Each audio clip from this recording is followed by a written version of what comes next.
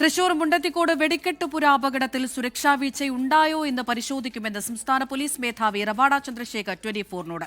സംശയിക്കത്തക്കതായി എന്തെങ്കിലും ഉണ്ടോ എന്ന് പറയാറായിട്ടില്ല എന്നും ഡിജിപി പറഞ്ഞു. അതിനിടെ അനുവദിച്ചതിനേക്കാൾ കൂടുതൽ വെടിമരുന്ന് സൂക്ഷിച്ചുവെന്ന റിപ്പോർട്ടിന്റെ അടിസ്ഥാനത്തിൽ പാറമേക്കാവ് ദേവസ്വത്തിന്റെ വെടിക്കെട്ട് ലൈസൻസി ബിനോയ് ജേക്കബിനെതിരെ കേസെടുത്തു. പാറമേക്കാവിന്റെ പടക്ക നിർമ്മാണശാല പാലക്കാട് മുതലമട വെള്ളാരം കടവിലാണ്.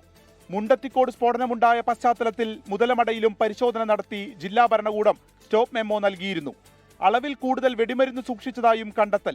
പാറമേക്കാവിന്റെ പടക്ക നിർമ്മാണശാലയുടെ ഉടമയും ലൈസൻസിയുമായ ബിനോയ് ജേക്കബിനെതിരെ പോലീസ് കേസെടുത്തു.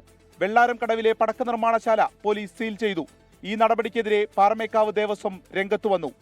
ദേവസ്വം സെക്രട്ടറി ജി രാജേഷിന്റെ പ്രതികരണം ഇങ്ങനെ: ഞങ്ങളുടെ ലൈസൻസിനെ ഓവർ കൂടുതൽ സാമഗ്രികളുള്ള കാരണം അയാളുടെ ഗോഡൗൺ സീൽ ചെയ്യുകയും അയാളുടെ പേരിൽ പോലീസ് കേസെടുക്കുകയും ചെയ്തിട്ടുണ്ട്. പക്ഷെ അത് തീർത്തും തെറ്റായൊരു നടപടിയാണ്.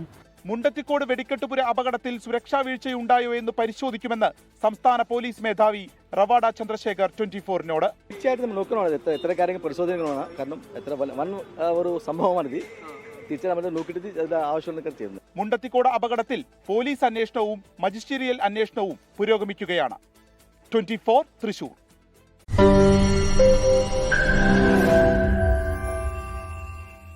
ലോകത്തെവിടെയായാലും ഏത് സമയത്തും 24 വാർത്തകളും ഓഗ്മെന്റഡ് റിയാലിറ്റി പാക്കേജുകളും എക്സ്പ്ലെയിനറുകളും വിശദമായി കാണാൻ ഞങ്ങളുടെ യൂട്യൂബ് ചാനൽ നിങ്ങൾക്ക് സബ്സ്ക്രൈബ് ചെയ്യാം.